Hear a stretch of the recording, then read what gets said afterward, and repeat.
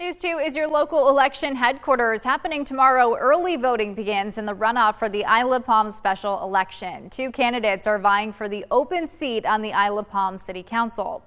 On Election Day last week, three candidates were hoping to win the open seat. Rusty Streetman received about 40% of the vote, Susan Hill Smith 37%, and Josh Hooser with 21%. Since none of the candidates won at least 50% of the vote, Streetman and Smith are now headed to a runoff. Early voting runs tomorrow through Friday from 8:30 a.m. to 5 p.m. at the Charleston County Election Center in North Charleston.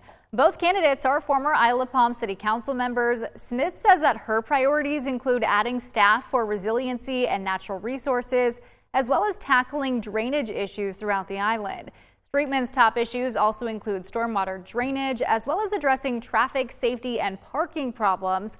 The candidates also spoke to News 2 about short-term rentals, which has been a hot topic on the island as well, after a referendum failed last year that would have limited the number of rentals on the island.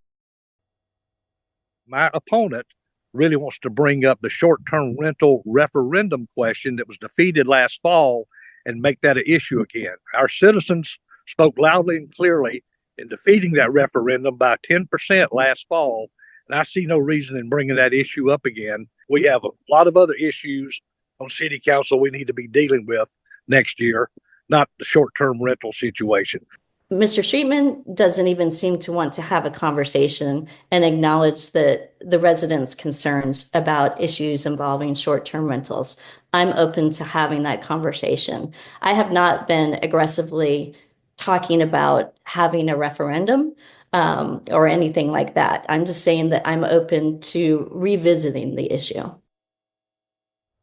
The runoff election will be held next Tuesday, November 19th. The polling locations are different from early voting. On Election Day, polling places are at Isle of Palms City Hall and the Isle of Palms Recreation Center, and they will be open from 7 a.m. until 7 p.m. Voters must have a photo ID.